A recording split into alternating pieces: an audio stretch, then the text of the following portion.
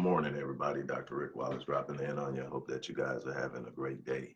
Hope that you had a very productive week in the areas that you are desiring to advance and progress in.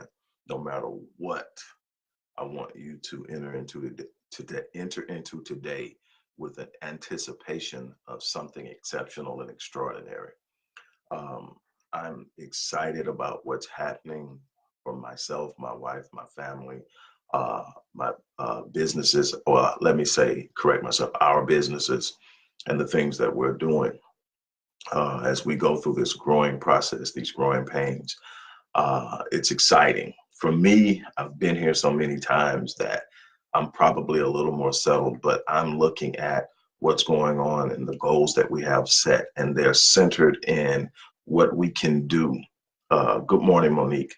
What we can do to enrich the lives of other people. The one thing I can tell you, and I don't want to get too far off base here, but one thing I can tell you is that when your focus is centered in and around money, it opens the gate for the corruption and compromise of your character and integrity because it's focused in on something that will cause you to move toward it and move toward it. And if it's the central focus, it becomes the everything. And then you tend to do what you have to do to have it. When you make money a secondary or ancillary result of you walking and living in your purpose, it still comes, and it comes in abundance, but it doesn't put you in a position to compromise your character or your integrity. In other words, your focus should be in helping people. And the one thing that I remember, I remember so many, I'll say the one thing. One of the things that I remember vividly with my grandfather teaching me was this thing about filling your space. He said, boy, always fill your space. And I'm like, what do you mean? He says, when you walk into a room, fill the space, not in a dominating way, not in an intimidating way, but in a way that says, I'm going to leave this room in a better situation and condition than when I found it. I'm going to touch the lives of the people I encounter today, and they're going to be better for it. I'm going to move into a situation and I'm going to elevate how people see themselves, how people feel about themselves, what people expect for themselves, what they anticipate from life. And that's my goal. My goal is to enrich lives, to encourage and empower people, and then let the money take care of itself. And it does, because when you bring value to a situation, you have the right to be reciprocated, and the universe will respond. God will respond. The nature of the laws that govern this universe will produce. But when you sit up and you make the means the end, it's a problem. And so that's just something I want to down on. Just be the best you can be, and work on giving. Work on giving of yourself. And I'm not just speaking about money. I'm speaking about how you talk to people, how you lift people, how you engage people, how you, when people see you, do they see someone that they can come talk to? Do they see them someone that they know if they call you, they're going to feel better about what they're going through? It's so much that you can do to bring value to your world that will ultimately create secondary ancillary benefits that produce some of the things you desire in life. But it has to start with wanting to be something for someone else. But that's my little beginner thing here. Before I get off into today is Saturday, so we're talking about rules for success. And before I get into that, I want to remind you that we are in the middle of the pre-release date for my 21st book, I Am. I'm excited about I Am. I Am is the second book in a 6-book series that follows Critical Mass, my 20th book.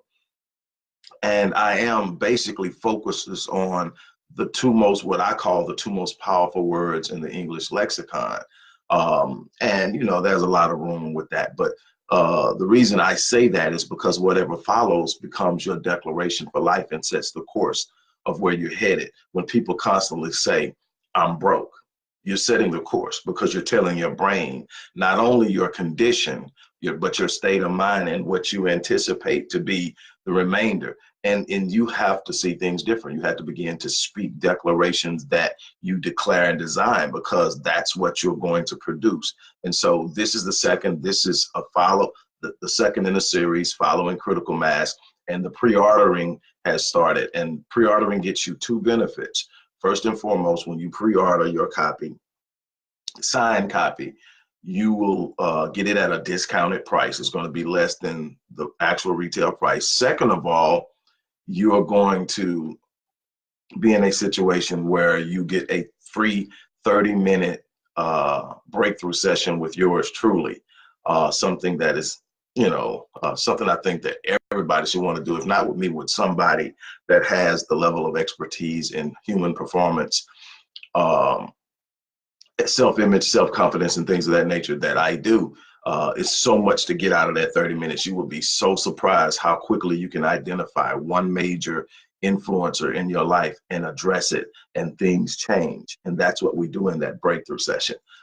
So do that. Also, if you read in the description box or the post box or wherever you're watching this at whatever day and time, if you're live, you're watching it now on Facebook, but it's going to be on YouTube. It's going to be on Vimeo. It's going to be on a number of other places before the day is out. But check this out. We're also I've also got a master class. You can read it there. And in this master class, we're dealing with primarily anxiety, worry, stress, and fear. How to overcome those, how to deal with those, how to understand it, and how to use real simple techniques to overcome it in real time, in allowing you to make better decisions, allowing you to take action when necessary, allowing you to move past these things that have locked you in and paralyzed you. This coming week is the last week to sign up at the beta discount price, and then it will be repriced, revalued based on the responses we're getting back from the people who are taking the courses as to where we're going to set the price target. So this is a good time to get in on that. Now let's just talk about today's rule for success. As you can see in the title, it says put that phone down. What am I talking about when I say put that phone down? I'm coming at you and understand anything I come at you with, I'm going to talk to you from a very relaxed and pros perspective, but I am bringing hours upon hours of scientific research to bear. This is not guesswork. This is not some emotional idea or philosophy. This is literally understanding what works and how things work. When I say put the phone down, what I'm talking about is actually when you wake up in the morning, dedicate the first 30 minutes. With me, it's an hour, but dedicate the first 30 minutes. I have been up since 5:15 this morning. It's a Saturday, kind of got lazy, but I've been up since 5:15 this morning. It is now 7:15, and I still haven't touched my phone. Now, normally I try to dedicate an hour to it, but a minimum of 30 minutes, depending on what's going on. But I try to dedicate an hour. I'm telling you, 30 minutes of your day, because in that first 30 minutes, there's so much that can be done. Don't pick up the phone. Don't look at the phone. When you pick up your phone first thing in the morning, you surrender your personal sovereignty. You are now allowing your phone and whatever you see on your phone to dictate your state. And normally, if it's emphatic enough, that will set the course of your day, and you will be in that state until you rescue yourself or until the day is over. And so this is what I mean. When you wake up in the morning, you're in a combination of theta and alpha. Now, beta is when you awake. Like if you're watching this video now, the chances are primarily you're in a state of beta, totally alert. You have access to all your faculties, so you can think critically, you can use your imagination, you can use a lot of other stuff, but you're in control. And believe it or not, this is not the best state for learning or creating new ideas. The best state for learning and creating new ideas are in theta, which primarily is at its height in the final 30 minutes from when you're transitioning from total consciousness to sleep, is theta. And that's where kids who are 7 and under stay in theta. They're absorbing stuff and taking in all these suggestions of what's possible, what's not possible, and they're framing their future. based off of this information. That's why you got to be real careful when you're telling kids what they can and cannot do, you know, how they need to operate. Are you instilling fear in the kid because of what you've been through? Or are you challenging the kid, hey, go after it? It's not going to be easy. You're probably going to take some lumps and bruises. And here's the thing. In life, you're going to take lumps and bruises, whether you hide in the corner of comfort or whether you go for what it is that you believe you should have, you're going to take lumps and bruises. You can't get away from struggle. The vicissitudes of life are going to be rolling into your paradise periodically through life, no matter how safe you play it. And so while you think you may be protecting your kid, you're shrinking the world in which they can operate. Their imagination that they have, their creativity that they bask in up until the age of 7 is something that's there for them. It's never meant to diminish, but we've trained ourselves and to not only diminish it in ourselves, but to diminish it in people around us. We call it snapping them back or bringing them back into reality. But we're actually harming them because that creativity is given for a reason. That imagination is there for a reason. But anyway, when you're going into this 30 minutes from consciousness into a deeper sleep, it's called theta. And it's a place where whatever's going on in your mind then is going to be a high impacting force in your dream state, in what you are inculcating into your brain and into your mind. And so I like to use spoken affirmations, audio tapes that you can put on your head, your earphones, and listen to that are making these suggestions, because you're highly susceptible to audio, verbal, and visual suggestion. But since your eyes are closed, most of your suggestions are going to be audible that can be converted into visual. All of this stuff is happening in fractions of seconds as you hear it. And so you'll be surprised, you know, what are you listening to when you fall asleep? Because it's going to impact you, but it's also going to be a part of what's establishing certain new synaptic connections or neural pathways. Now, also when you wake up, you're in a state of theta and alpha. Alpha is the super alert awareness state and a learning state. It means that you are highly vulnerable to suggestion. So what happens when you wake up and you're in an alpha state, right when you wake up and you reach for the phone? Now, if you scroll and you see some awesome news, this business deal just went through, you just got approved for this, did blah, blah, blah, you know, hey, whatever, and it's good news, great, you're in an awesome state, but you still gave that sovereignty of what state you were going to be in to a device that cannot dictate or control what's going to come on it. It's just going to show you what's there.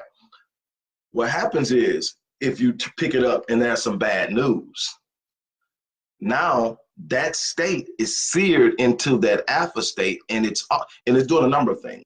It's setting your state for the day, which you will probably be in the remainder of the day if you haven't learned how to rescue yourself and press the reset button, which again requires that you put down the distraction device.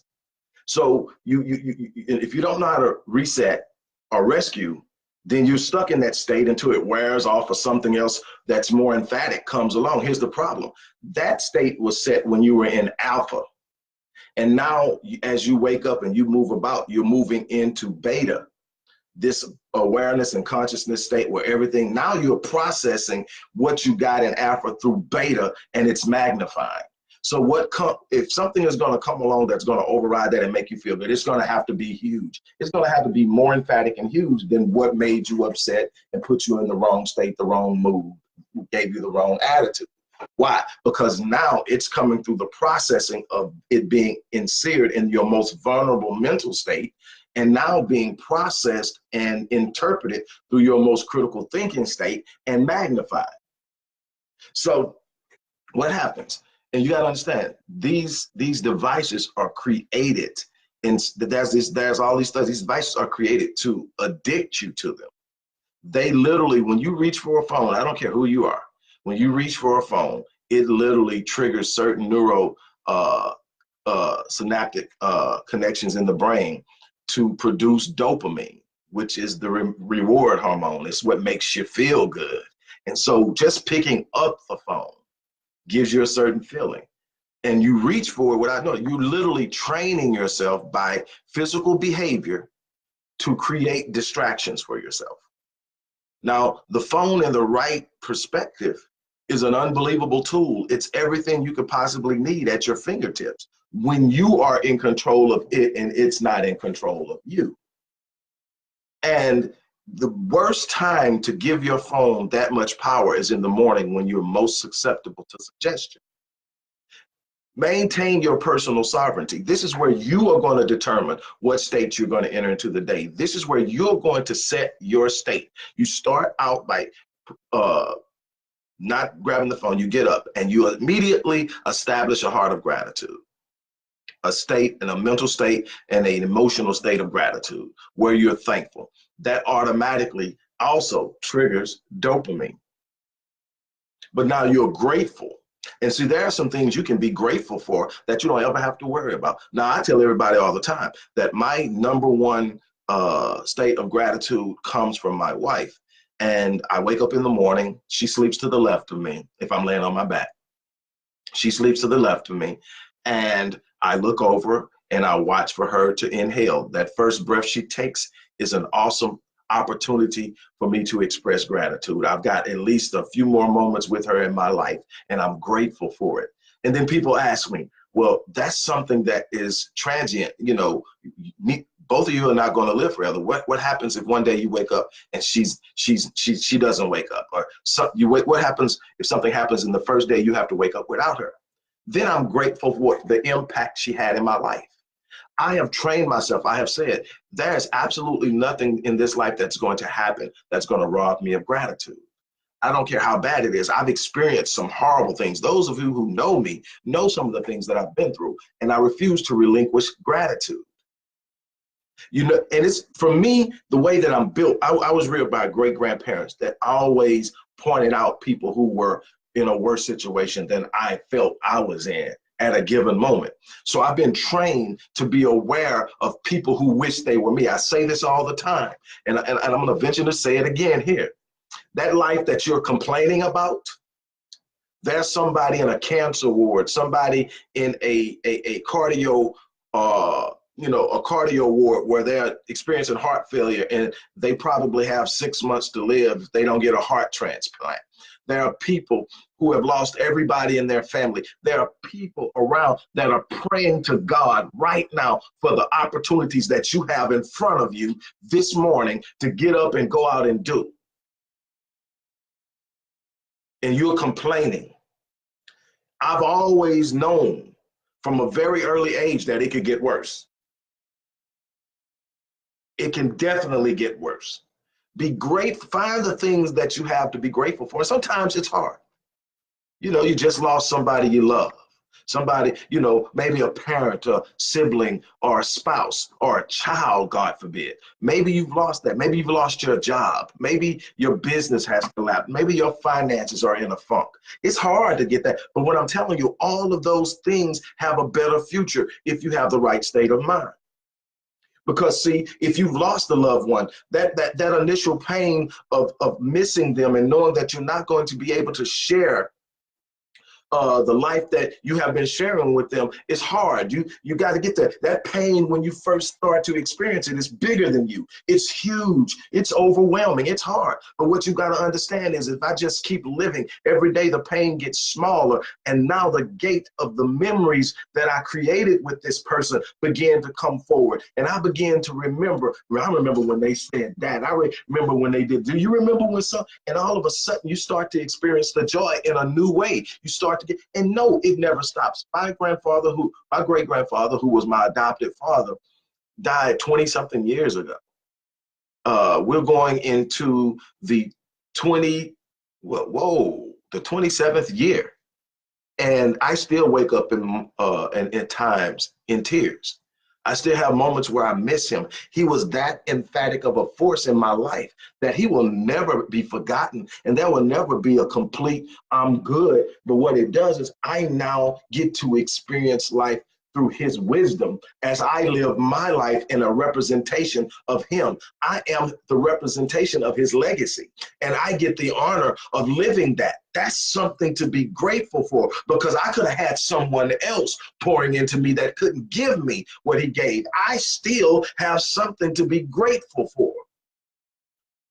And so that's what you start. You start with gratitude, and then you establish that in yourself, there's this ability to create, the ability to solve problems, that the answers to every situation and problem and challenge that you are going to face over the course of this day, the answers are around you, they're in you, they are about you, because God is there, and he has, or however you view God, has the answer. The consciousness mind, the conscious mind of God is at your beck. You have the ability to reach out. Every answer to any problem I have is speeding its way towards me as I speak. I just simply have to be aware of when it comes, be connected to the source in a way that I can sense it when it's there. I can apply it and move through it. There's no problem that I'm going to go through the course of this day that the answers and the solutions don't exist.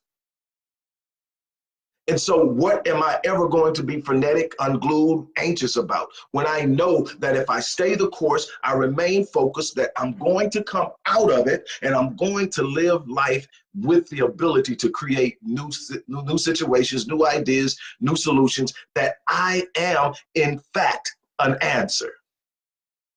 That's why I tell people, you're not poor, you're not broke, you're not experiencing lack, because your very existence is abundance. I don't tell people I have abundance. I tell people I am abundance. In me are the answers.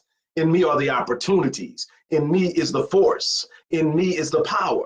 I am not ever in a situation where I am in lack. I am allowing a condition to sit up and influence my state.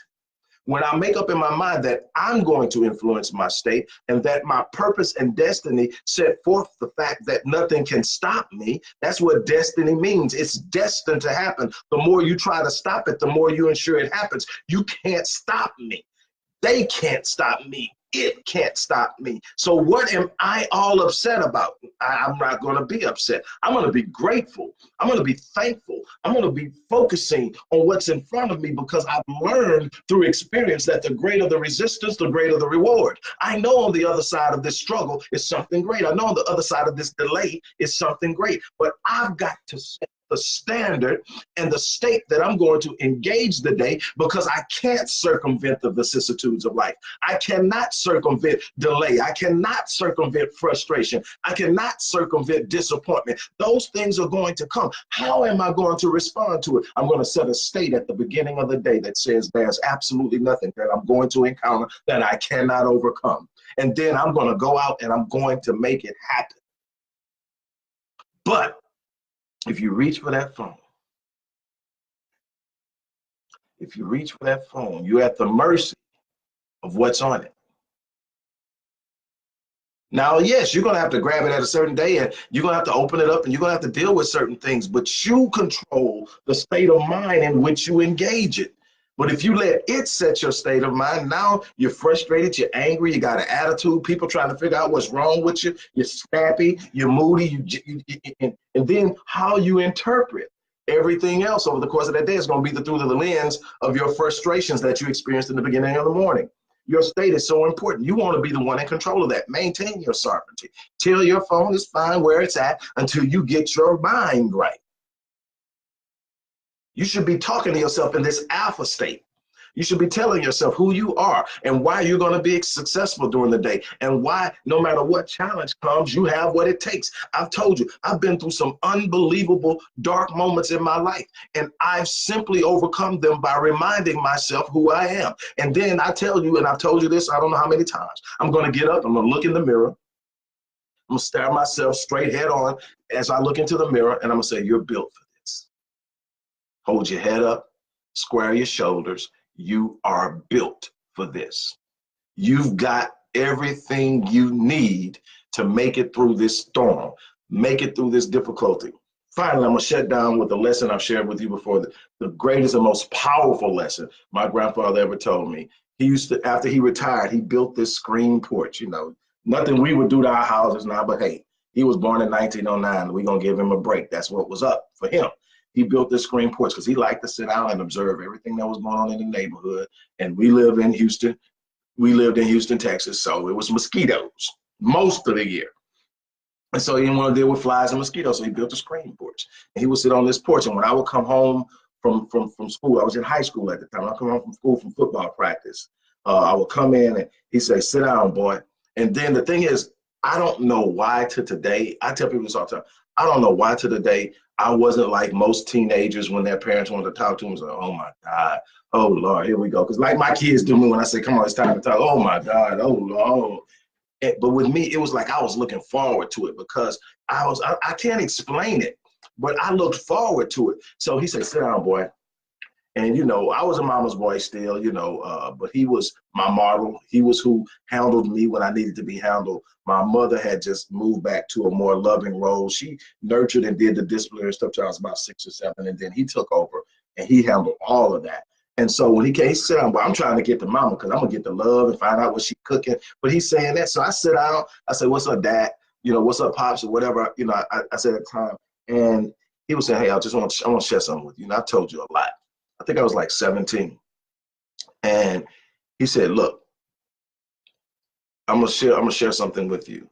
And if you can get this, it's gonna be huge for you because basically it's gonna set the course. If you can get what I'm teaching you right now, you won't have to chase greatness. It'll overtake you." And I said, "What?"